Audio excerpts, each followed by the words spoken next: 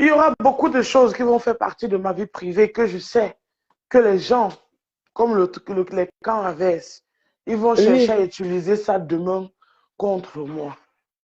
Mais ne vous inquiétez pas, ça ne vaut pas ce que j'ai vécu depuis 2018 que je connais cet homme. Ni moi, ni mes enfants. Je vois les commentaires des gens. Tout à l'heure, j'essayais de lire les commentaires sur ma page. Je me suis déconnecté sur ma page principale. N'est-ce pas, tu te vantais que tu es un homme?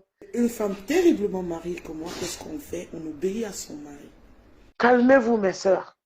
Dans la vie, il y a les hauts, il y a les bas. Personne ne connaît ce que demain le réserve. Si j'ai supporté ça depuis 2018 et j'ai des enregistrements, des témoignages que je dis, vous serez choqués parce qu'on dit, je ne sais pas si vous avez déjà eu affaire à un pervers narcissique. J'ai connu cet homme en 2018. Je sortais de l'enterrement de mon père. J'étais très fragile. On venait de m'enlever, mais on venait de m'enlever mes 3 fils. Ça faisait près d'1 an. J'ai accouché Ada, ma première fille, dans mon mal-être, dans ma dépression d'avoir perdu. Même pas les 3 fils, mais le mal que j'avais plus, c'était d'avoir perdu le premier. Parce que c'est celui-là qui m'a rendu mère pour la première fois. Ouais. N'en parlons pas des 2 autres. Les enfants que j'ai vécu avec eux seuls. Vous ne m'avez jamais entendu parler d'un des pères de mes enfants sur les réseaux sociaux. Quand ça n'allait pas, je te dis, dégage, tu continues ta route. J'étais bien, j'avais ma maison, j'avais mon argent, j'avais tout. Je connaissais comment chercher mon argent. Mais je me suis retrouvé au point où, pour la première fois, on méritait mes 3 fils. 3 à la fois. Je ne sais pas si vous pouvez imaginer ce que ça peut faire. Regardez seulement, je prends l'exemple sur notre sœur Angela, celle qui dit souvent que mais coucou. Et il y en a beaucoup d'autres femmes à qui on a eu enlevé des enfants. Elles peuvent vous dire, si jusqu'à présent je ne marche pas encore nue, c'est parce que j'ai une force que c'est Dieu qui m'a donnée. Non, mais c'est déplorable. Franchement, c'est très malheureux. Ouais. Dans ma dépression, ça ne suffit pas. Mon papa vient de décéder. Mon roc, mon rocher, mon appui, c'est lui que mon Dieu sur terre. Donc, me voilà, je suis nue comme un ver de terre. Je n'ai plus rien. Je n'ai plus mes fils. Je n'ai plus mon Dieu sur terre. Je suis dans une situation très précoce. Je consomme de l'alcool en excès. Je me drogue en excès. Juste pour pouvoir surmonter mes journées. Avant que je le rencontre, je sortais avec quelqu'un. Quand je rentre du deuil de mon père, je pars voir ma mère à Paris. Je quitte Paris pour venir voir le gars. Il habite juste à 45 minutes de Castres. Je le trouve avec une autre femme, Russell. Quand je veux le confronter, il me frappe. C'est là où j'appelle Antoine. Si vous vous rappelez d'un Antoine avec qui j'ai fait un buzz un temps à cette période, que c'était mon gars. Jusqu'à ce que mon gars était venu dire comment j'ai volé son gars et tout. Il vient me chercher. C'est lui qui m'amène dans cette ville de Castres. Et c'est lui qui m'amène dans le bar où je rencontre ce monstre que vous voyez. Quand vous le voyez, si on vous dit qu'il peut frapper une mouche, vous n'allez jamais croire. C'est dommage que... Quand il te parle, il y a la douceur. Donc pour toi, tu te sens au 7e ciel. 3 semaines, il a couru après moi pour m'avoir. J'ai fini par accepter. Je ne savais pas que je signais mon contrat de mort. Je m'arrête là pour ce soir. À partir de là, ce que j'ai vécu, c'était la magie. Et vous allez vous poser la question, pourquoi depuis 2018 jusqu'à aujourd'hui, j'ai accepté vivre cela, et y compris de permettre que mes filles vivent cela. Je sais qu'on va m'insulter avec sur les réseaux sociaux, mais maintenant je peux vous le dire, parce que même demain je vais aussi le dire avec preuve à l'appui. Au mois d'octobre 2016, quand on m'enlève mes fils, parce qu'on me naturalise à cause de mon premier fils, dont son père est d'origine turque, mais de nationalité allemande. Et la Turquie et l'Allemagne, ils ont droit à la double nationalité.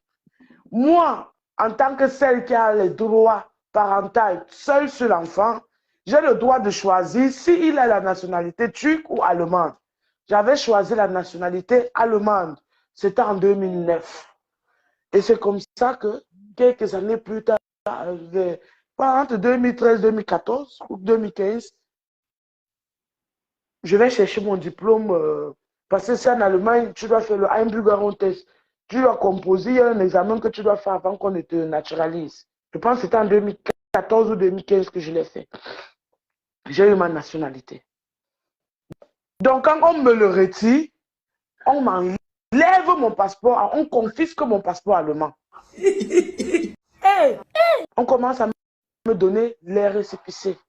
Je prends le risque d'aller enterrer mon père au Cameroun. Je voyage avec un récépissé de 3 mois. Ne sachant pas si je pourrais revenir en Allemagne ou pas. Pour retourner en Allemagne, j'étais obligé de tuer encore une somme de plus de 3 millions de francs CFA à l'aéroport international de Douala pour qu'on me laisse monter dans l'avion avec ce récépissé. Est-ce que vous comprenez? Ouais. Donc, quand j'atterris en Allemagne finalement, je comprends que bon, là c'est chaud. J'ai enterré mon père, je dis papa, merci de m'avoir donné cette faveur de pouvoir revenir trouver tes petits-fils. Maintenant, qu'est-ce que je peux faire? Les allégations qui sont posées contre moi, on m'accuse d'avoir trouvé 1 kilo de cocaïne dans ma maison, 75 000 € et des multiples billets d'avion et des documents d'été en Afrique dont je ne peux pas expliquer l'origine, tandis que officiellement je vis du social. Des déclarations comme ça, fais attention. Et c'est le Nadia avec qui je vivais en cette période que je me présentais sur Facebook, si vous vous rappelez. Oui, oui. Qui me fait venir la police à la maison. Parce que quand je rentre du voyage, juste avant qu'on m'enlève mes fils, mon premier fils me dit, maman, quand tu n'étais pas là, tonton était dans la chambre avec une tata et la tata pleurait. J'ai dit qu'elle pleurait comment? Mon fils commence à gémir. Je lui dis, ah bon, tu m'as dragué via Facebook. Tu étais dans un camp d'asile. On t'a mis en camp de déportation. Je suis venu, j'ai signé pour toi que je vais t'épouser pour qu'on te donne les papiers. Je te laisse chez moi. Garde les enfants. Je fais un voyage d'affaires qui va nous rapporter l'argent. Je te nourris, je t'habille. Toi, tu as le courage d'amener une femme chez moi, coucher avec elle dans mon lit. Ouvrez bien vos oreilles. Je me retrouve à Amsterdam sortant de la Turquie avec la marchandise sur moi. J'ai 1 kilo de cocaïne sur moi et j'ai 75 000 € du kilo de cocaïne que j'ai pris du Cameroun pour ramener en Turquie, que je devais les remettre. Mais je les appelle quand j'atterris, il n'y a personne qui vient me chercher. J'appelle, les téléphones ne passent pas, il y a les policiers qui marchent là avec les chiens et tout. Le premier truc que je dois faire, de 1, je dois me mettre en sécurité qu'on ne m'arrête pas. Et de 2, je dois éviter de rester longtemps avec ces pilules dans mon ventre de peur que ça peut éclater. Parce que si ça éclate, je fais une overdose, je suis morte. Ce sont les trucs que j'avale. Hey, wow, venez. Est-ce que vous comprenez? Donc, directement, je prends le taxi de Amsterdam pour l'Allemagne chez moi. À Dortmund, où j'habitais avant, c'était à 4h30 d'Amsterdam. Donc, c'était un trajet facile. Je prends le taxi, je lui dis, il me dit, donne l'avance, je lui donne l'avance. On roule, arrivé à un niveau sur l'autoroute, je lui dis, je vais utiliser les toilettes. Dans la voiture, j'ai pris les médicaments pour faire sortir ça. Parce que quand tu arrives là où tu dois décharger, il y a les médicaments qu'on te donne. Tu bois, ça te tourne le ventre genre, comme si tu as la diarrhée. Tu chies, ça sort. Donc, quand j'ai pris ça dans la voiture, quand on a démarré, à un moment donné, la pression me vient. Je lui dis, j'ai besoin d'aller aux toilettes. Donc, il s'arrête sur les trucs de station d'essence là en route pour que je puisse faire usage des toilettes. Lui, il ne sait pas ce qui se passe.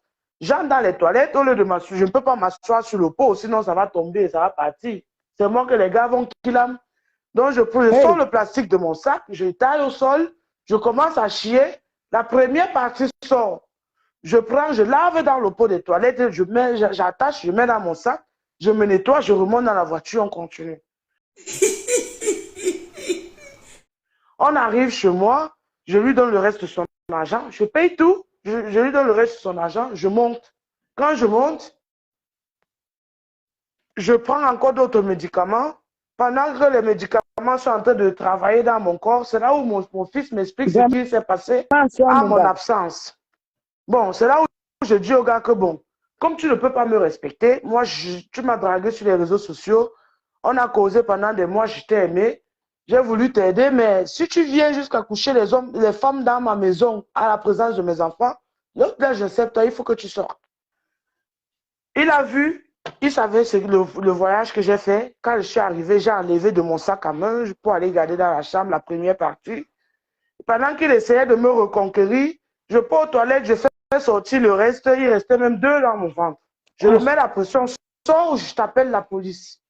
Le gars me dit que bon, si tu insistes que je sors, si je sors de chez toi là, si tu me quittes, moi je vais t'envoyer la police ici.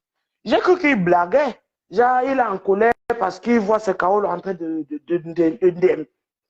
Je l'ai poussé, il est sorti dehors, j'ai jeté ses affaires dehors, j'ai claqué ma porte. Maintenant, sont dangereuses, hein? À longueur de soirée, j'ai pu faire sortir, j'ai pu chier les 2 autres trucs qui restaient dans mon ventre. J'ai nettoyé, j'ai tout emballé dans le sachet, j'ai gardé. Entre-temps aussi, mes patrons m'appellent, je les explique, ils disent c'est pas grave, on va arriver demain en Allemagne. Elle avait déjà fait la prison, non? Elle a déjà purgé sa peine. Hein. Ça ne dérange pas quand elle explique. Hein. Ça ne dérange pas. Sa peine. Oui, elle a purgé sa peine. On arrive elle était même en passée Allemagne dans les demain. médias. Je dis ok, il n'y a pas de problème. Le soir arrive, je donne à manger à mes enfants, je les mets au lit. Moi aussi, fatigué de toutes ces tracasseries, je me couche pour dormir. J'entends seulement un coup puissant sur ma porte. Je sursaute parce que je me suis même endormi que sur le canapé au salon. Je sursaute. Vous ne bougez pas, couchez-vous, couchez-vous. Quand le bébé roule, ne bougez pas. Je dis, hey, je me couche moi que par terre, lève les mains. Je commence à crier que, Vassislos, il y a quoi, il y a les enfants ici. Les policiers viennent, on m'appuie, il y a les chiens et tout. Quand il lève la tête, je vois que le gars accompagne les policiers. Il les dirige dans ma chambre, il les montre où j'ai posé la coque, l'argent. C'est comme ça qu'on m'enlève donc mes fils. Voilà la version originale, comment on m'enlève mes fils. Vous êtes tous de maudits. Moi, on me prend direction Gata. Bon, moi, je joue mon rôle. Je lui ai dit que, écoutez, ça, c'est mon conjoint. J'ai les preuves que c'est maintenant, c'est aujourd'hui en journée qu'elle est mis dehors. Je sors de l'Afrique, j'étais voir mon père. Si c'est lui qui vous a amené chez moi, il vous montre où la cocaïne se trouve. Et l'argent. Ça veut dire que ça l'appartient, ça ne m'appartient pas. Parce que c'est lui qui savait où ça se trouve. Moi, je ne savais même pas qu'il y avait des trucs comme ça dans la maison. Donc moi, maintenant, on me juge, on me reproche d'être, genre, que j'ai mis mes enfants en danger. Comment je peux avoir les enfants de cet âge dans la maison et j'ai une telle quantité de drogue, une drogue si violente dans la maison? Ça, c'est ce que le tribunal familial me reproche après. Pour ce procès, j'ai fait 10 jours de prison. Pendant les 10 jours, ni la police, ni le juge ne pouvaient prouver à qui appartenait la drogue ou l'argent. Si c'est à moi ou si c'est au gars Nadia. Alors, on m'a libéré en disant je n'ai pas le droit de sortir de la ville. Je dois me présenter à la police chaque 2 jours jusqu'à ce que le procès passe. Est-ce que vous comprenez? Est-ce que tu me comprends, Coco? Voilà donc comment les Allemands aussi m'appellent pour me dire que ma chérie, viens. Tu as vu le passeport qu'on t'a donné là? Tu avais signé le papier. Il y a les, comment on appelle ça, les condamnations ou bien les problèmes, les trucs, problèmes juridiques que quand tu as, on est obligé de saisir parce que je ne l'ai pas eu, genre comme si je suis né ici. Je l'ai eu à travers un paragraphe qui dit que j'ai un fils allemand. Le truc prend son cours. Le procès est passé. Moi, on ne m'a pas condamné. Le gars, je ne sais même pas où il est aujourd'hui. Ce qui s'est passé avec lui. Mes avocats m'ont sorti de l'histoire. Ouvrez bien vos oreilles. Mais j'avais un autre problème maintenant avec le tribunal familial pour enfants et la préfecture qui disait que j'ai quand même fait 10 jours de prison par rapport à ça. Il faut qu'ils étudient mon dossier. Il faut attendre que le procès des enfants finisse. Il faut attendre, C'est comme ça qu'on me tourne. Voilà un an qui passe pas. 2016 est en train de finir. 2017, je rencontre le père d'Ada, aussi un Nadia. Il allait un peu, genre, je l'explique tout. On tombe amoureux. Comme moi, je suis que dès qu'elle voit le Bangzizi, elle tombe enceinte là. C'est à revoir, c'est à revoir. C'est comme ça qu'elle tombe enceinte d'Ada. Entre-temps, je ne fais plus dans les trucs de transport. Parce que dans notre milieu, on nous appelait les transporteurs. On est des transporteuses. On transporte. Je ne fais plus dans ça. Je m'incline plus dans le fait. D'où vous voyez la photo que les gens partagent là, que j'étais allé me prostituer chez un vieux blanc. Je lui ai donné quelque chose à boire et tout, et pourtant que c'est faux. Juste que le monsieur je l'avais fait. Il a perdu son argent.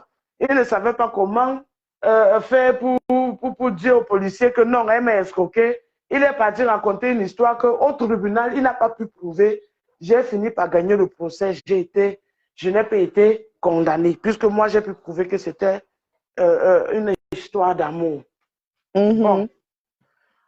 Bon, voilà, je suis enceinte de Ada. Je fais mes affaires, ça marche. Je pars au Cameroun, je vois mon père. Je ne savais même pas que je le voyais pour la dernière fois. Je rentre, j'accouche et tout. Mon cœur, dans ma dépression, même déjà que le père d'Ada, ce n'est pas comme si je l'aimais. C'était juste genre, bon, je suis une femme, je connais déjà les hommes. Le Welo aussi a démangé, j'ai ouvert les jambes, c'est entré. Donc, ce qui fait que Ada ne fait pas partie de mes enfants que je vais dire que c'est un enfant que j'ai voulu concevoir. Pour moi, c'était un accident de la vie. Donc, quand je l'accouche, après qu'elle avait ses 4 mois et quelques, je décide de me débarrasser d'elle et de la laisser à son père. Parce que je dis, je ne peux pas avoir un enfant avec moi et pourtant que j'ai 3 autres qui sont entre les mains de l'État. Les 3 enfants qui m'ont rendu mère pour la première fois. Les 3 enfants pour qui j'ai risqué ma vie, pour qu'ils ne ressentent pas l'absence de leur père. Je leur donnais tout ce qu'ils voulaient. Je marchais avec mes enfants en route, on me respectait. Là où je vivais, quand tu dis Lydie, on dit, si toi tu pas draguer, c'est que tu es courageux. Les hommes de ma vie avaient peur de moi. Pas que peur, mais ils me respectaient. Parce que quand on dit femme capable, j'étais capable. J'étais debout comme jamais. Mon père, je suis à Paris, après que j'ai donné Ada à son père, on est passé au tribunal, j'ai signé les papiers que non, que je ne la veux pas, qu'elle reste avec son père. Même le contact, je ne veux pas qu'il dégage avec. Tu es malade? C'est ce que je veux, ce sont mes fils. Si mes fils reviennent, on peut voir comment à gérer après. Je pars à Paris pour me détendre. Mon père décède. Vous voyez que je quitte de traumatisme en traumatisme non-stop. Je n'ai pas le temps de respirer. À chaque fois que je veux respirer, il y a un truc qui m'arrive. À ce moment, je ne comprenais pas que c'est la mort de mon père qui me dérangeait. Quand mon père décède, c'est le jour-là, j'ai marché dans les rues de Choisy, non pas, c'est Maman Sylvie, la dame là, chez qui j'étais en cette période, qui peut vous expliquer. Je marchais dans les rues comme une folle, les cheveux à moitié nus. Parce que pour moi, c'était incroyable de voir ou bien d'entendre que mon Dieu sur terre, que même si j'ai quel problème en Europe, et on tente de dire qu'on va me rapatrier, je peux l'appeler, il me sort un passeport diplomatique là-bas. C'est qu'il était en train de travailler dessus, de me sortir un passeport diplomatique pour moi et mes enfants, pour que je récupère mes fils et on quitte l'Allemagne pour s'installer dans un autre pays. Des déclarations comme ça, fais attention. Voilà ça qui est mort. Je suis dépassé. Ce qui s'était passé, vous avez vu sur Facebook, je pleurais, là, je bavais et tout, les gens se sont moqués, tant mieux. Je voyais, j'avais un récépissé de 3 mois, je n'ai pas enterré mon papa. Pour revenir en Allemagne, ses collègues, même les gars du BI, qui ont porté le corps de mon père, de la garnison militaire de Douala pour amener à Yabassi, qui ont le cortège du BI après l'enterrement. Je me dirige vers certains pour demander le soutien, pour pouvoir rentrer en Allemagne. On me demande les fesses. J'ai dit, je ne me suis jamais prostituée. Si c'est seulement pour l'autre, là, je vais rester. Même s'il faut que je bosse, je vais bosser. L'argent que les gens avaient cotisé sur moi sur Facebook, l'argent qu'il y avait dans mon compte, quand je pars à l'aéroport, je rencontre quelqu'un là-bas, je vais taire le nom, je ne vais pas mettre absolument les problèmes. Il m'amène vers l'autorité supérieure. Le monsieur me dit, bon, je comprends ton histoire, ça fait mal. Et tu sembles être humble et respectueux, je vais t'aider. Mais tu dois me choquer 3 millions. Je pars donc, j'enlève l'argent dans mon compte. Je viens, je le donne. C'est comme ça que je monte dans l'avion, j'atterris. Ma malchance, même, je pense un mois après, je tombe sur ce monsieur. Je suis vulnérable. Quand il me rencontre, je me drogue, je consomme de l'alcool en excès, je fais tout en excès. Il a compris que voici une personne qui peut prendre pour faire ce qu'il peut faire. Et comme il m'avait dit qu'il avait les papiers, je me suis dit, bon, à travers lui, je peux récupérer mes papiers le plus vite possible pour pouvoir récupérer mes fils. Au moins, si j'ai les papiers, je peux voyager aller au Cameroun. Même s'il faut que j'aille me laver au village ou bien je ne sais pas où. Même s'il faut que je parte chez les Ngangaman, que les gens qui ont mes enfants, là, on les rend fous. C'est qui ça? C'est qui ça? Pourquoi me remettre mes fils? Je vais aller. Oui. Virus, ne dis pas que je coupe la parole. Tu peux te reposer. Je vais me reposer. Je dis c'est demain. Là, je vous donne juste un petit truc. Parce que c'est pour répondre à la question des gens qui disent que comment j'ai fait pour supporter ça depuis. Je supportais ça depuis parce qu'on m'avait retiré mon passeport allemand. Au fait, c'est ça le truc. Et ce monsieur avait ses papiers de l'asile politique. Moi, je ne savais pas ce que c'est que l'asile politique. Virus, le monsieur, il est où en ce moment? Tata Lolo, demain, tu vas comprendre. Il a une nouvelle victime. Laisse. Demain, tu vas comprendre. C'est demain. Ça, c'est une longue histoire. Je vais faire mon direct, je vais parler. Demain. Pourquoi ton WhatsApp ne passe pas? J'ai changé de WhatsApp parce que je l'ai bloqué partout. Donc, j'ai changé de WhatsApp. Mais mon deuxième WhatsApp passe. Mais le deuxième, c'est lequel? Écris-moi sur WhatsApp. Le deuxième WhatsApp passe. Mais ce que j'ai vécu, ce que mes enfants ont vécu. Virus, il n'y a que Dieu qui est témoin. Écris-moi sur WhatsApp, s'il te plaît. Voilà. Tu as trop parlé aujourd'hui. Laisse comme ça. Je n'ai même pas encore parlé, Tata Lolo. Calme-toi. Quand je vais parler demain, tu vas pleurer à ma place. Calme-toi. Je n'ai pas honte. J'ai assez. Non, mais attends, laisse d'abord, Virus, laisse d'abord. Coco? Oui, Tata. Tu l'as coupé? C'est mieux. Ouais, elle me fait. Ouais. Tu sais, les gens vivent ici en Europe. Parfois, c'est aussi bien de parler. Hein. Tu sais, c'est parce que j'ai lu tous les commentaires. Tata Lolo, il faut qu'elle coupe, il faut qu'elle coupe. Bon.